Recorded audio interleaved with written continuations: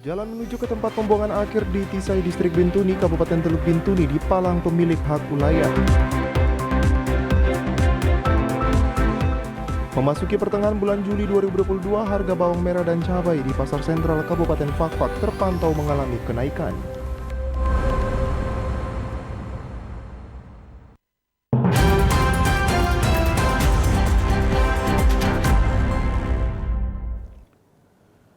Salam jumpa pemirsa, senang sekali saya Bert Alen Rumbiak dapat kembali menjumpai Anda dalam program Berita Papua Barat hari ini. Sejumlah informasi di Papua Barat akan kami hadirkan untuk Anda, inilah berita selengkapnya. Pemirsa, jalan menuju ke tempat pembuangan akhir di Tisai Distrik Bintuni Kabupaten Teluk Bintuni sampai saat ini masih dipalang pemilik hak ulayat. Pemalangan ini dipicu lantaran Pemda Teluk Bintuni belum melunasi pembayaran tanah sesuai kesepakatan. Terkait dengan aksi pemalangan ini, dibenarkan Kepala Distrik Bintuni Moses Koropasi yang dikonfirmasi TVRI di Bintuni pada Kamis 14 Juli 2022. Kepada TVRI, Koropasi mengaku pihaknya sudah berupaya untuk membujuk pihak keluarga agar bisa membuka palang. Akan tetapi Koropasi mengungkapkan bahwa pihak keluarga tetap bersikeras untuk tetap memalang sampai tuntutannya dikabulkan.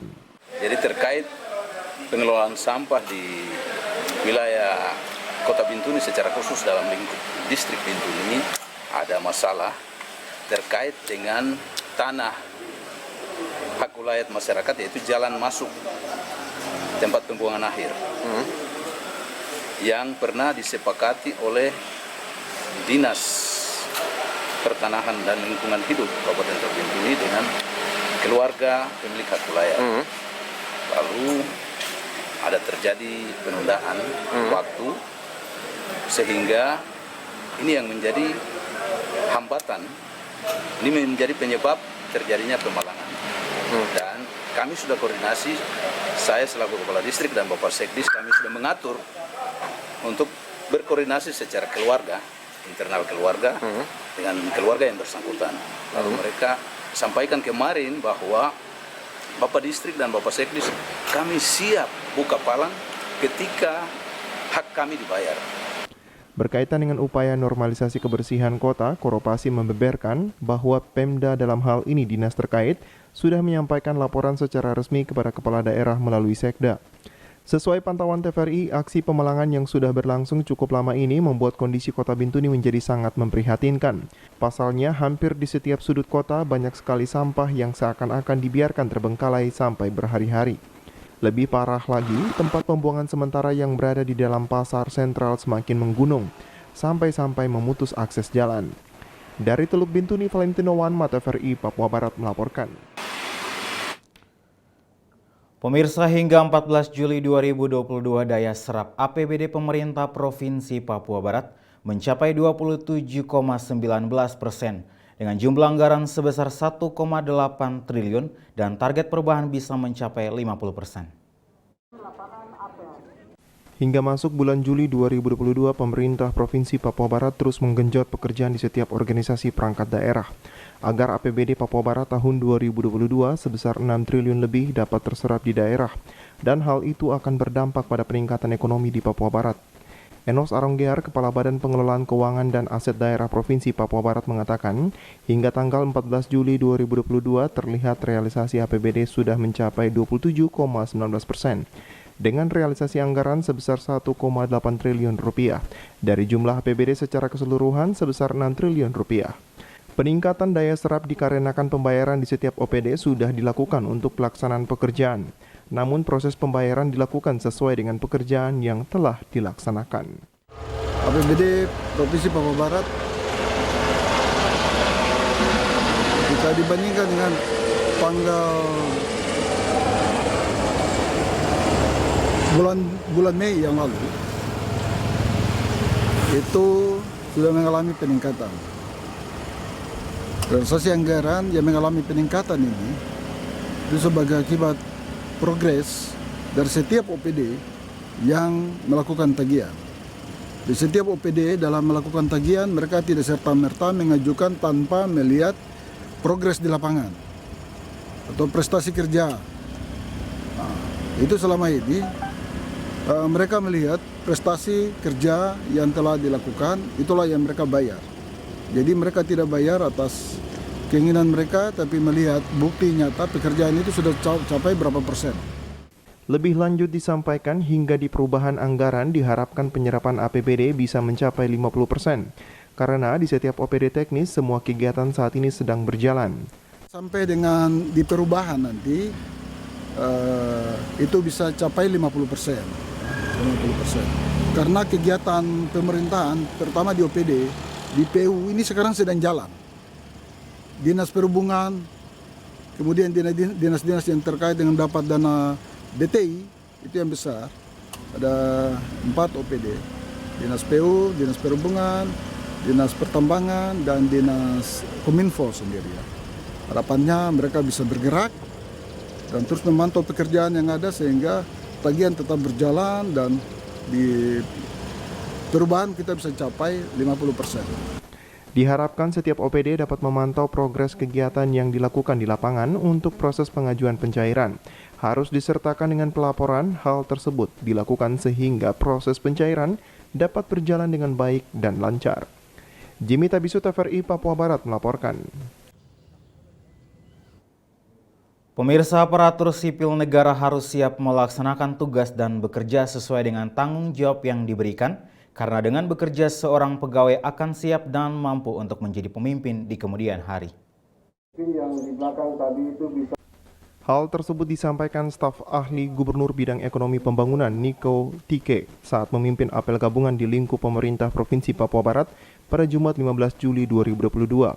Tike mengatakan aparatur sipil negara sebagai pegawai di pemerintah Provinsi Papua Barat harus bekerja dengan baik dan juga mengikuti semua kegiatan yang dilaksanakan di lingkup pemerintah Provinsi Papua Barat. Hal tersebut dilakukan untuk membentuk karakter seorang ASN menjadi pegawai yang baik. Niko Tike dalam arahannya mengatakan teguran dan juga himbauan dari pimpinan adalah modal terbaik yang disampaikan untuk membentuk pegawai. Karena ke depan akan ada yang pensiun dan jabatan yang kosong akan diisi oleh pegawai lainnya. Sehingga semangat bekerja harus terus dilakukan.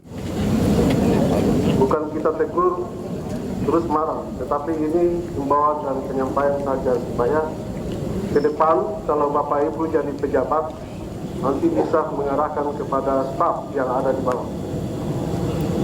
Begitu juga pejabat eselon 3, 4 supaya bisa menindaklanjuti apa yang disampaikan oleh Bapak Gubernur,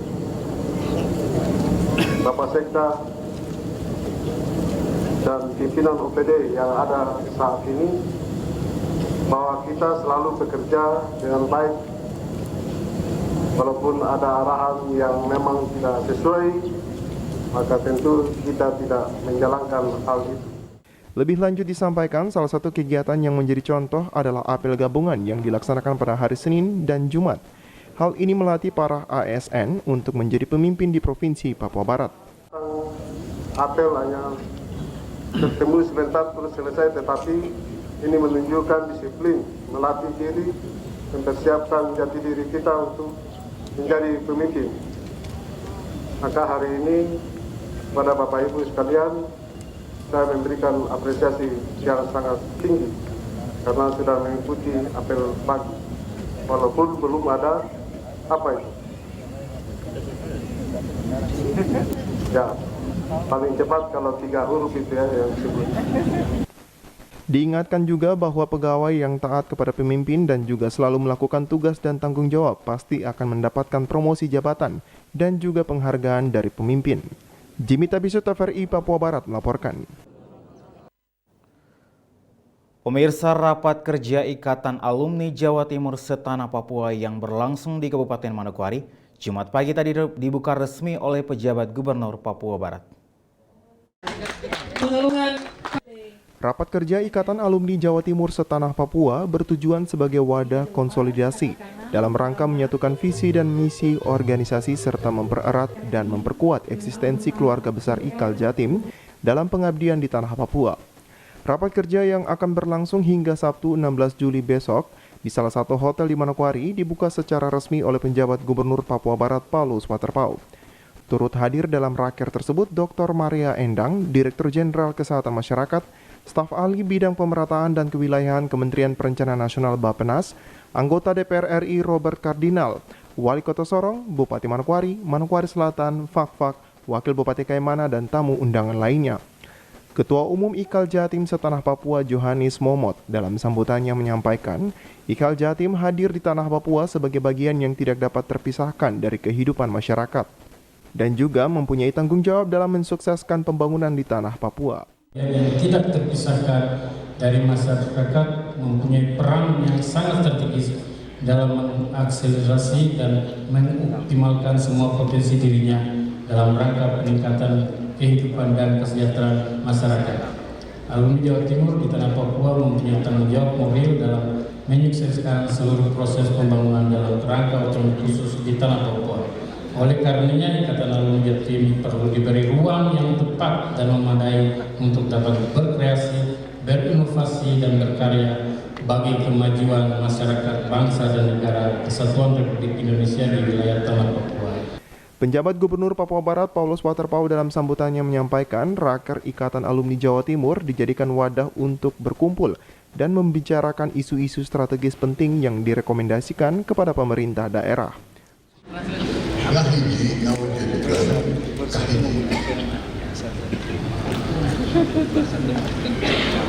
Rasa kebersamaan persatuan mewujudkan kesatuan yang kuat. Nah, disitulah hari ini mana gini kumpul, merapat, ketemu, ngomong-ngomong, ya kan?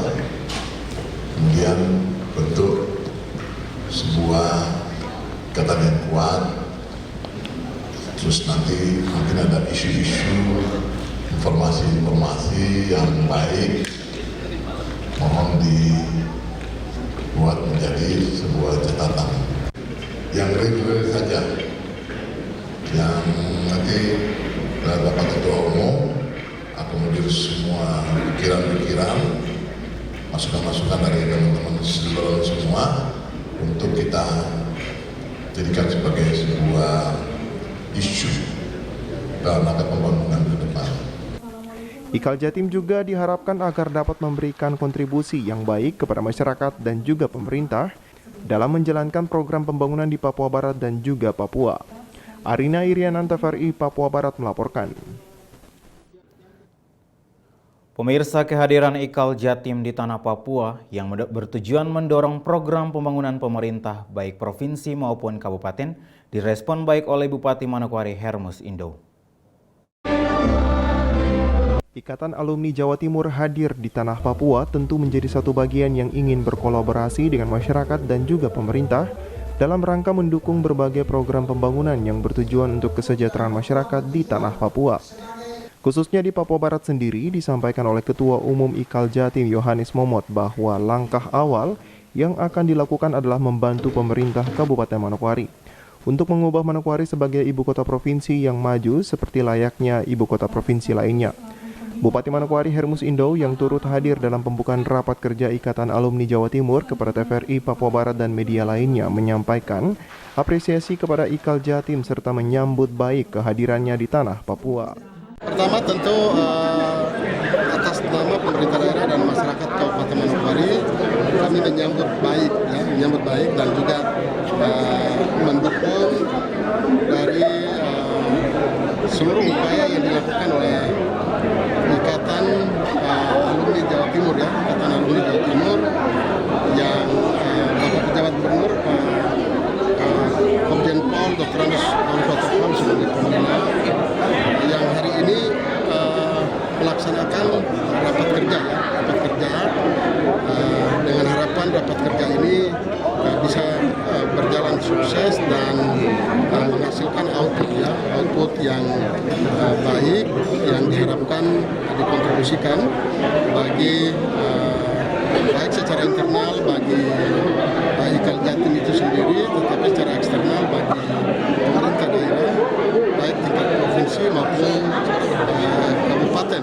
Sebagai Bupati Manokwari, dirinya juga berharap kehadiran IKAL Jatim juga dapat menjadi kekuatan sosial yang siap untuk membantu pemerintah dalam mendukung kebijakan program pemerintah daerah, khususnya Kabupaten Manokwari. Tentu kita berharap bahwasanya Kaljatim bisa menjadi salah satu kekuatan sosial, dan juga pilar penyelenggaraan pemerintahan dan pembangunan yang diharapkan partisipasinya di dalam mendukung dan juga menyukseskan seluruh kebijakan dan juga program dan kegiatan pemerintahan dan juga. Selain itu, Bupati juga berharap apa yang diprogramkan dapat disinkronkan dengan visi dan misi pemerintah daerah, sehingga dalam implementasinya dapat dirasakan oleh masyarakat. Arina Irianan, TVRI Papua Barat melaporkan. Informasi selanjutnya akan hadir setelah jeda berikut ini, tetaplah bersama kami.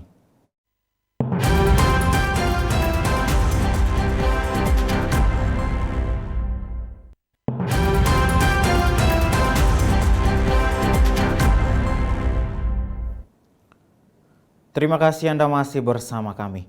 Pemirsa, memasuki pertengahan bulan Juli 2022, harga bawang merah dan cabai di Pasar Sentral Kabupaten Fakfak terpantau mengalami kenaikan. Angga, salah satu pedagang yang berhasil ditemui TVRI, membenarkan bahwa ada kenaikan harga bawang merah dan cabai. Untuk harga bawang merah sendiri dari Rp40.000 naik menjadi Rp80.000 atau naik 100%. Dan cabai rawit dari Rp80.000 per kilogramnya menjadi Rp120.000 atau mengalami kenaikan 50%. Serta telur ayam ras dari Rp60.000 per raknya menjadi Rp70.000 per raknya. Penyebabnya? Lonjakan saja, apa saja, komoditi apa saja? Terjadi lonjakan harga paling cuma dari bawang merah sama cabai rawit. Bawang merah berapa naik? Bawang merah sekarang mengalami kenaikan sampai Rp40.000, dari asalnya Rp40.000 menjadi Rp80.000. Ya. Kemudian cabai rawit? Cabai rawit dari yang biasanya harga Rp80 sampai 100, sekarang mencapai Rp120.000 per kilo. Cabai merah besar? Cabai merah besar masih normal, Bang. Berapa? Kita jual, kalau ada itu sudah ukuran Rp70.000 per kilo. Apalagi yang ada stok sulit di sini di Fakfak? Stok sulit itu yang bisa berdapatkan paling cabai rawit sama bawang merah. Sementara itu, salah satu pembeli Sumadi mengatakan lonjakan harga dalam jangka pendek ini terjadi saat memasuki Idul Adha. Dan hal ini terjadi karena gagal panen di daerah penghasil akibat cuaca buruk. Bawang merah ya, ya. Bawang merah yang paling kenaikan paling utama bawang merah. Panennya itu apakah memang di Jawa sana itu panennya yang kurang bagus, atau memang pengaruh gejolak hari raya Idul Fitri kemarin? Ya itu Idul Adha. Biasanya kalau pas ada hari raya itu kan ada gejolak kenaikan barang. Dari hasil pantauan TVRI di Pasar Waremo, salah satu pasar induk di Kabupaten Fakfak, para pedagang nampak mengeluh akibat kurangnya pengunjung. Dari Kabupaten Fakfak, Frans Tamela, TVRI Papua Barat melaporkan. Sebanyak 45 siswa dan siswi SMK Negeri 2 Manokwari melakukan kunjungan kerja ke TVRI Stasiun Papua Barat yang bertempat di Arfai.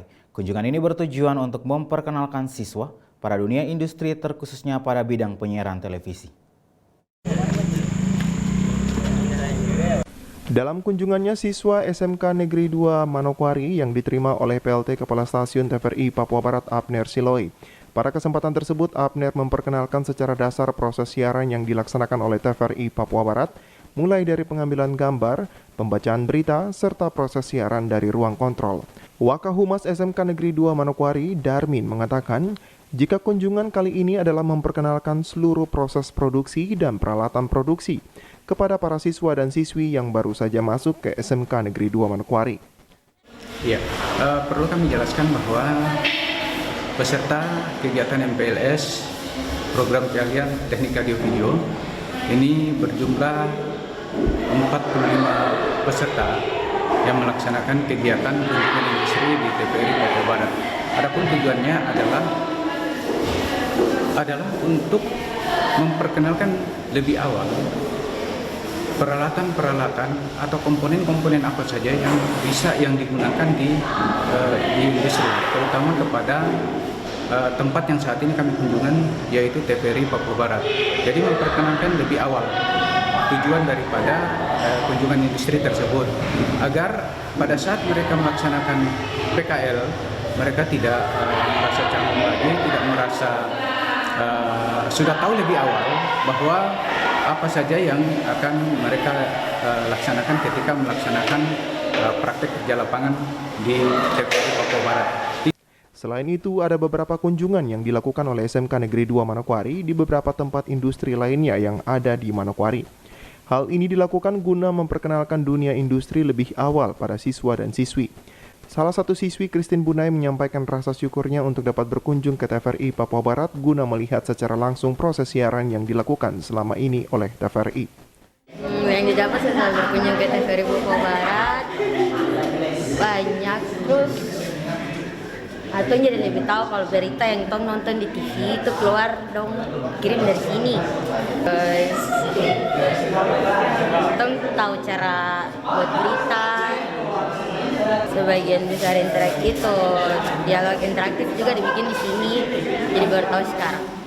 Seperti diketahui, siswa-siswi SMK Negeri 2 Manokwari tersebut merupakan peserta didik kelas 10 dari kejuruan audio dan video, sehingga program pengenalan ini dapat menjadi pengenalan awal dalam pengajaran nantinya. Putra Arianto, TVRI Papua Barat melaporkan. Informasi tadi sekaligus menutup jumpa kita dalam program berita Papua Barat hari ini. Mewakili kerabat kerja yang bertugas, saya Bertalen Rumbiak mengucapkan terima kasih dan sampai jumpa.